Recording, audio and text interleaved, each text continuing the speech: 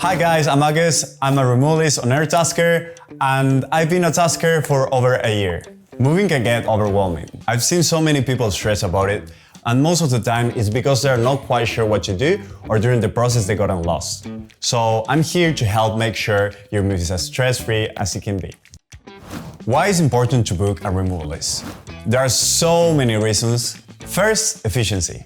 Instead of wasting time and energy to try to get it all done by yourself, it's a really good idea to get professionals. Second, skills and experience.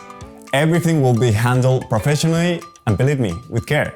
Third, no heavy lifting. You might have the muscles for it, but it's still trying to do it all by yourself. It's common to overestimate your strength. Please be safe and get help. Overall, it will just make your move smooth. You won't need your brain to go on overdrive to get it all done in a short amount of time. How do you choose a removalist? Go on Airtasker, look at their profiles, ratings, and reviews, and just compare. What kind of details do you have to put in the task description? Well, how many items do you have, the size of the items, any items that are heavier than 100 kilograms, the distance between the pickup location and the drop-off as well. My last tip will be take pictures of all the items you have and also of the access point so the removalists know exactly what they need to move and how they need to move it.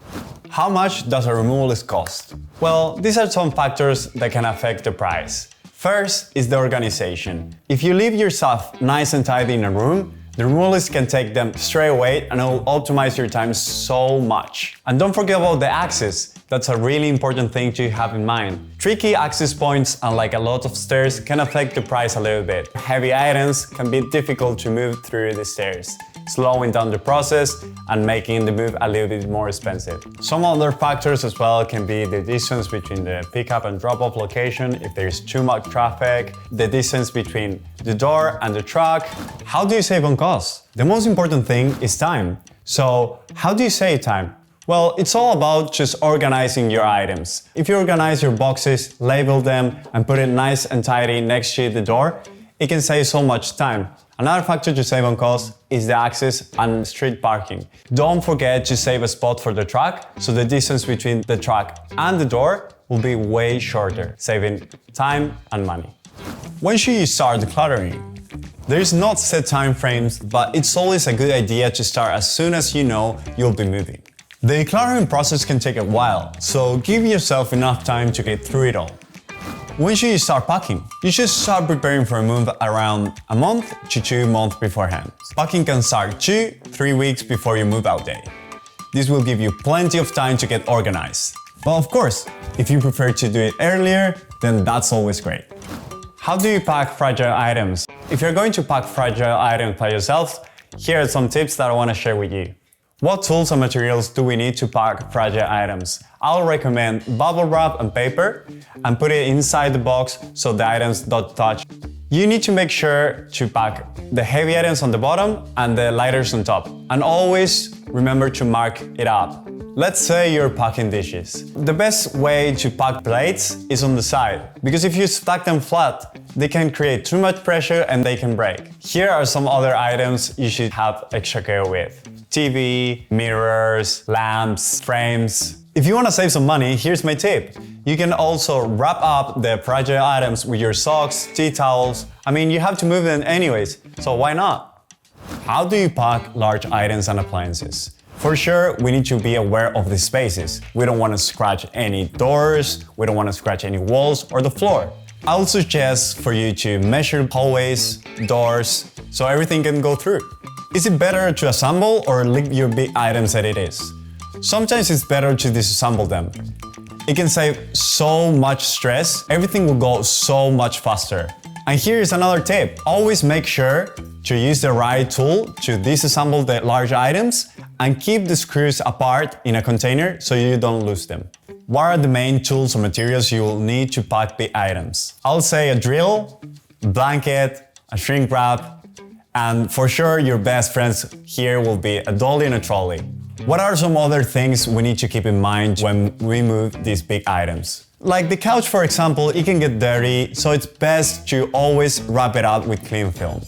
Same with the fridge, it can get scratched and we don't want that. With the barbecue, it's always good to take off the glass so it's safe for your removalist and for you as well. If you still have the packaging for the TV, feel free to use it. If not, don't worry. You can use cling film and a blanket or bubble wrap and it'll be safe and nice to go. The bed is one of the most important items, so make sure to get your removalist move the bed first so at least you have a place to sleep that night. How do you pack a washing machine or dryer? Well, for the washing machine, you'll need some tools like a bucket and some towels, because you will need to close the tap and drain the water that comes from the hose. Before you even pack the washing machine, don't forget to give it a little clean cycle, and please don't be that person who actually leaves the stuff inside the washing machine. No one wants to touch any other people's wet clothes. If you're planning to move the washing machine by yourself, always grab a trolley because it will make your move way easier. Also, when you lift the washing machine, make sure to use the right technique. You don't want to injure your back. Another tip is to put your hose inside the washing machine so you keep them secure and not hanging around. And for the dryer, you just need to unplug it and just clear up the filter. How do you safely move your fridge? Well, I'll suggest you maybe a week before, try to use as much food as you can, and if you have any leftover, just put it in the cooler, and also try to give the fridge a good clean since it's empty. If you're moving the fridge by yourself, don't forget to strap up all the fridge so nothing moves, and also use the correct tools like a trolley or a dolly. That will help you a lot and it will be way easier to move an item as heavy as a fridge. A few other tips that I can give to you is try to keep your fridge standing upright, and once you get it to your place, don't plug it in straight away. Let it cool down for a few hours, and if you are unsure, just check on your manufacturer. How do you pack and organize boxes? Packing and organizing boxes is really important to make sure everything arrives safely to your place. You can get started with stuff that you don't use as much in weeks in advance, and then leave the essentials for last so you can unpack them straight away. I'll recommend you to pack heavy items on the bottom of the box and lighters on top. Remember to mark it up what room belongs to and what's inside the box. In terms of labeling, I'll always put if the items are fragile inside the box, also if the box needs to be upright or if it's heavy. If you are packing heavy items like books, remember to stack them till half of the box so it's not that heavy, or you can use smaller boxes so it's easier to carry. When packing clothes, there are so many options you can use. Vacuum bags, garbage bags, even suitcase or the same drawers. Just make sure they're covered so they don't get dirty. Also, you can use your clothes to wrap up the fragile items or fill up those gaps that are left in the boxes. What are some other tips on unpacking? Cleaning your new place before you move. Get home insurance, update your address, not just utilities. Also update the services too, like driver's license, government services, insurance, bills, phone, bank. Change the locks for your new place, pest control before you move in, disconnect and set up your new utilities. Start with the essentials. Unpack the kitchen first, leave the fridge for an hour before you plug it in and turn it on. Don't forget to ask the removalist to install your washer and dryer first. Then do the bedroom, then bathroom. If you have items that needs to be assembled, let the removalist know where would you like them to put. Organize utility areas last. Plan each room before unpacking too many boxes. Don't forget to pack a moving day survival kit as well. This way you can have the essentials ready to go on your first night. What to pack on your moving day survival kit? A survival kit is basically those objects that are going to help you through the moving day.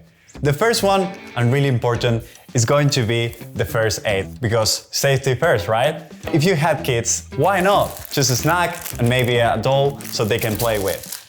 Of course, we cannot forget about our pet, because our best friends also need a little bit of entertainment with toys.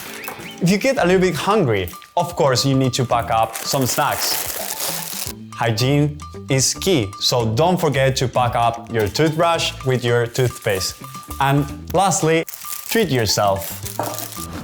So now you got a good idea of what you need to do. Hope this helps you get started with less stress. If you need more help, here are some other videos, and please remember to save this video for later. Pause the task and good luck!